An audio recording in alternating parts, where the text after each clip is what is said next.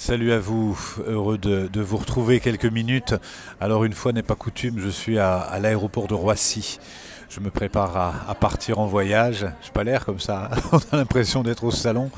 Mais oui, oui, je suis sur le départ pour partir dans le désert marocain. Et ça fait partie des... Alors je voyage moins depuis quelques années, je dois dire que j'ai été un grand voyageur pendant des années, je faisais beaucoup de voyages.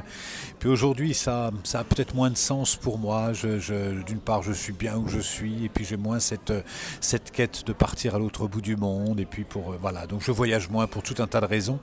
Et j'aime beaucoup cette phrase qui dit si tu veux te découvrir, pars au bout du monde, et si tu veux découvrir le monde, plonge au fond de toi. Et il y a effectivement trois types de voyages finalement. Il y a les voyages où on va partir dans tel ou tel pays et c'est certain que c'est totalement transformateur quand on part dans des pays forts. Moi j'ai été totalement initié quand je suis parti la première fois en Indonésie ou en Inde ou aux États-Unis. À chaque fois ça a été vraiment une transformation parce que le voyage me transformait complètement et en profondeur. Et puis il y a les voyages intérieurs. Les voyages intérieurs, on n'a pas besoin de prendre l'avion, on économise le pétrole et donc du coup on reste chez soi et c'est pour ça qu'on appelle les chamans les voyageurs intérieurs parce qu'on plonge en nous et on va visiter autre chose, on va visiter nos ombres, on va visiter notre lumière, on va visiter nos ressources, nos mémoires, enfin il y a tout un voyage intérieur qui est un voyage chamanique. Et puis il y a les voyages initiatiques. Les voyages initiatiques, eh ben, on va partir quelque part et on va s'appuyer sur ce voyage extérieur pour se transformer soi-même. Moi je fais surtout des voyages initiatiques, et que je sois seul ou accompagné.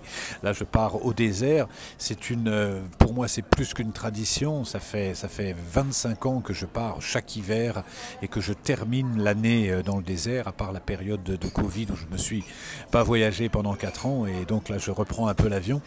Et je voulais vous parler aussi d'un autre voyage qui se prépare. On a à peine commencé à en parler encore, on commencera à en parler fin janvier, mais je retourne dans les plaines mongoles, je retourne en Mongolie où je ne suis pas allé depuis 4 ans. Je retrouve mes amis chamans là-bas, je retrouve grand-mère Ayengat et puis tous les amis chamans avec qui je suis en lien depuis des années. Là c'est un voyage initiatique, donc c'est un voyage qui s'adresse en priorité aux gens qui me connaissent déjà bien, qui ont déjà fait un stage avec moi ou qui connaissent mes livres. Après, d'autres personnes peuvent toujours postuler pour venir. Voilà, il y a quelques places quand même. Et dans ce voyage, alors c'est pas un voyage touristique dans le sens où on va visiter tous les points forts de la Mongolie. On part vraiment directement tout de suite dans les plaines et dans les plaines on va méditer, on va entretenir les rituels. Merci.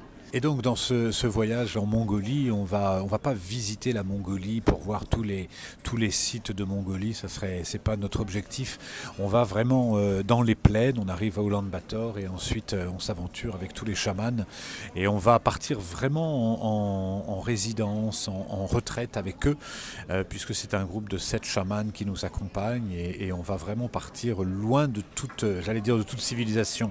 Non, pas de toute civilisation, loin de toute civilisation moderne pour retrouver justement nos ancêtres, pour retrouver nos racines. Donc on va être dehors pendant 8 jours, ça j'adore ça, je vais être très en lien avec la nature, ça change complètement, de la même façon que là je pars dans le désert et qu'on va passer 8 jours dans les dunes, et bien en Mongolie on va passer 8 jours en pleine nature, au milieu des troupeaux de chevaux sauvages, au milieu des moutons, des yaks, aux moutons.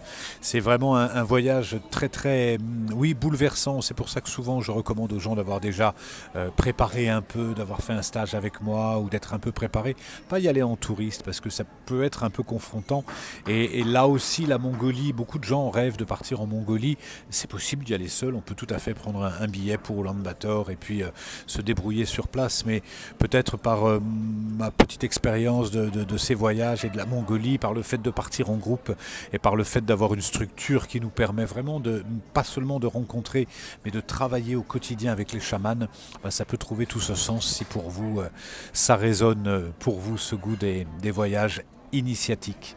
Voilà, ça sera les 2 voyages de l'année et puis le reste du temps je retourne dans mon moulin et puis je vous souhaite à vous en voyage intérieur ou en voyage extérieur, en tout cas je vous souhaite encore à nouveau une belle année 2025. Ciao.